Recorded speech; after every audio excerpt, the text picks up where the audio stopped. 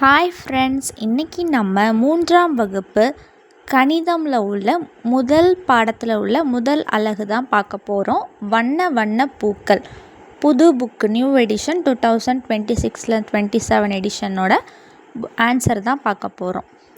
நித்யா, இனியன் மற்றும் வனிதா ஆகிய மூவரும் தாவரவியல் பூங்காவை சுற்றி பார்க்க சென்றனர்.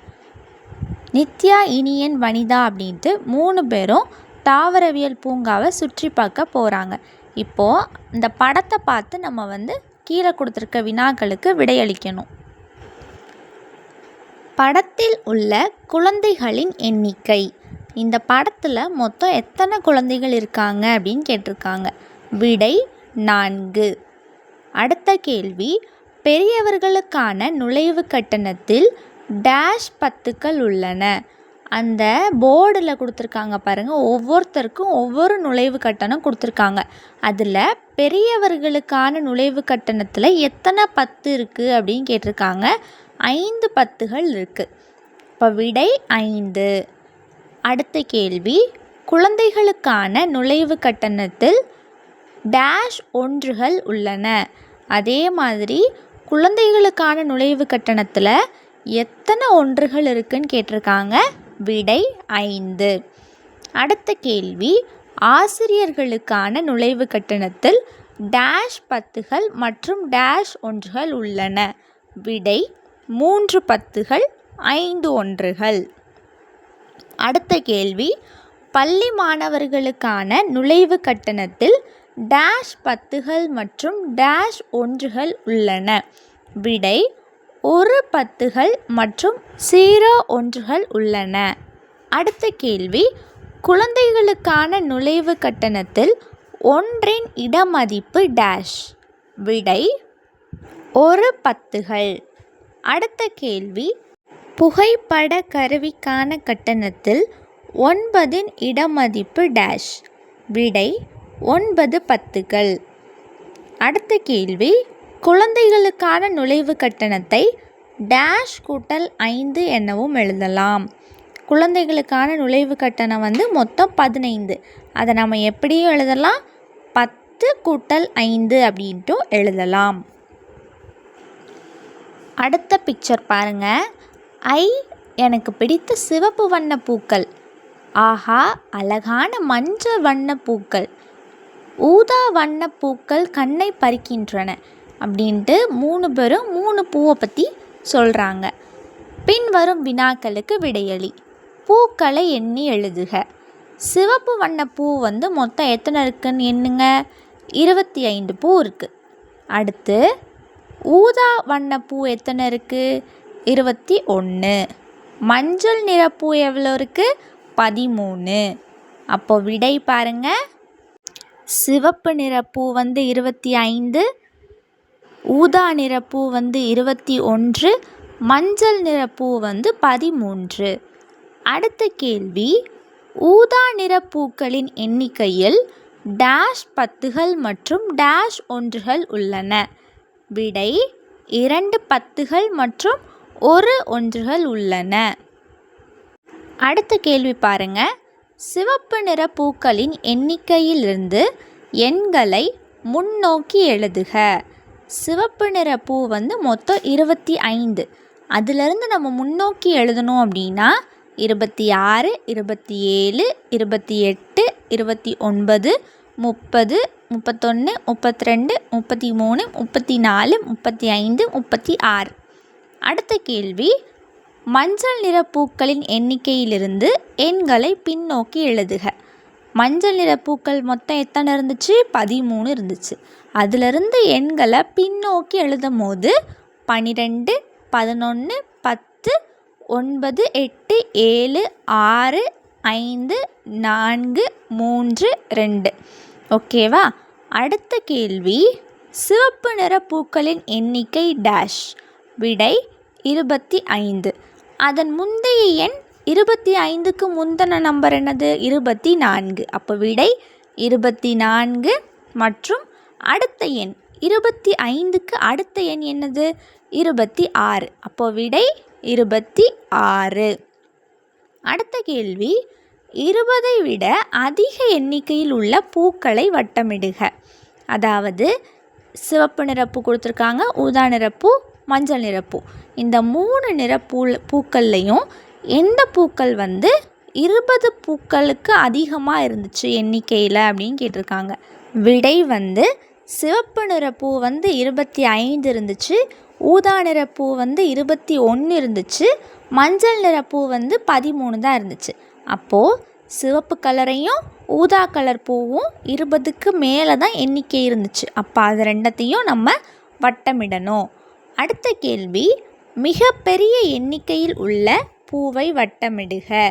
இருக்கிறதுலே நிறைய எண்ணிக்கையில் எந்த பூ இருந்துச்சு அப்படின்னு கேட்டிருக்காங்க.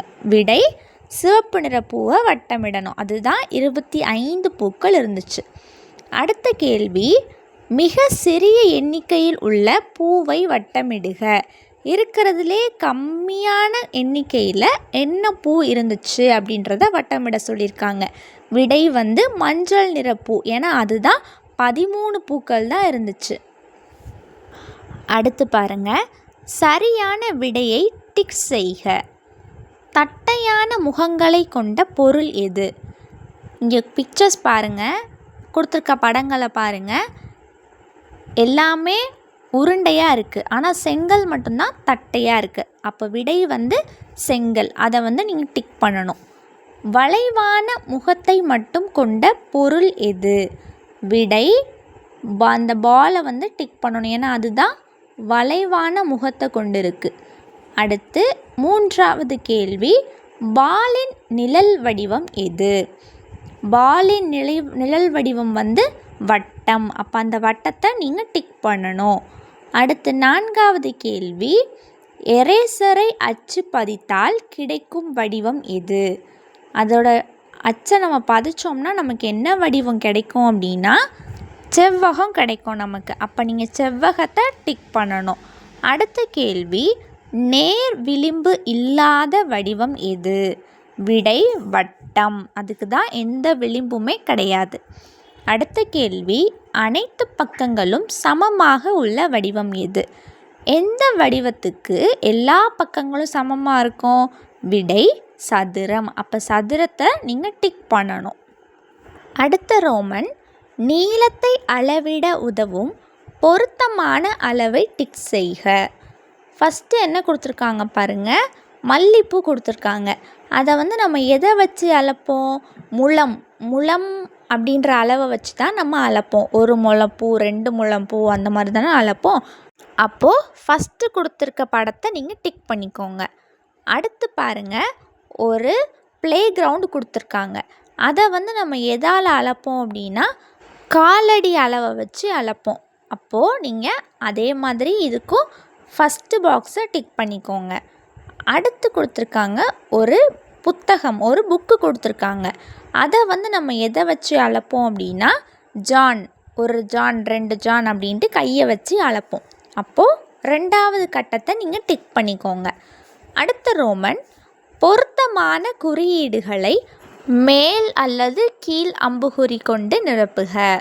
அதாவது கொடுத்துருக்க குறியீடுகளை நம்ம அதோட எடையை பொறுத்து அது மேல் நோக்கி இருக்குமா கீழ் நோக்கி இருக்குமா அப்படின்னு சொல்லி நம்ம நிரப்பணும்.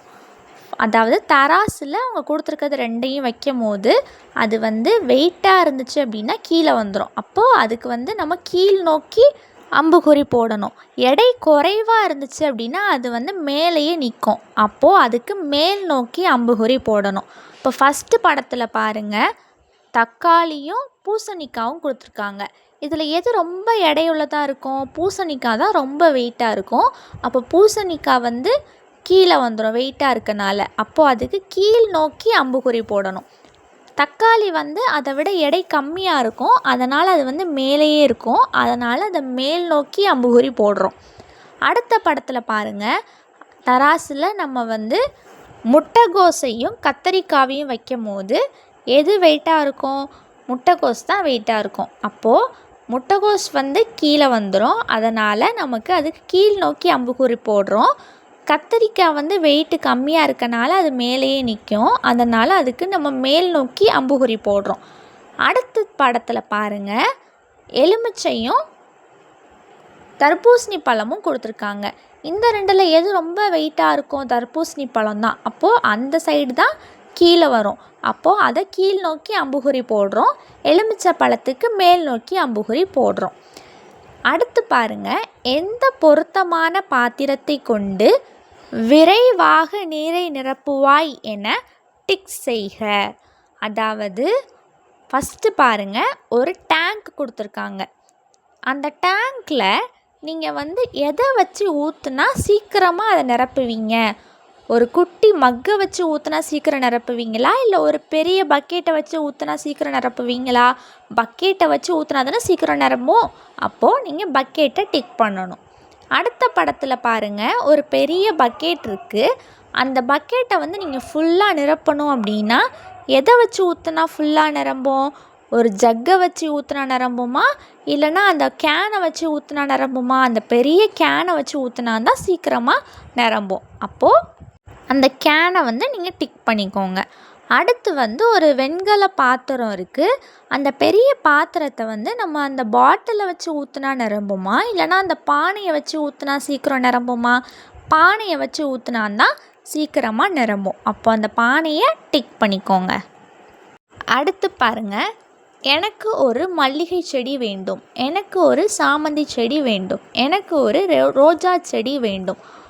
ஒரு பூக்கடையில் போயிட்டு இந்த 3 பேரும் ஒவ்வொரு செடி வேணும் அப்படின்ட்டு அந்த கடைக்காரங்கிட்ட கேட்குறாங்க. அந்த ஒவ்வொரு செடியோட ரேட்டுமே அங்கே பாருங்கள், ஒரு அந்த போர்டில் எழுதியிருக்காங்க. இப்போ கீழே செடிகளின் விலையை எழுதி கூட்டுக அப்படின்னு கேட்டிருக்காங்க.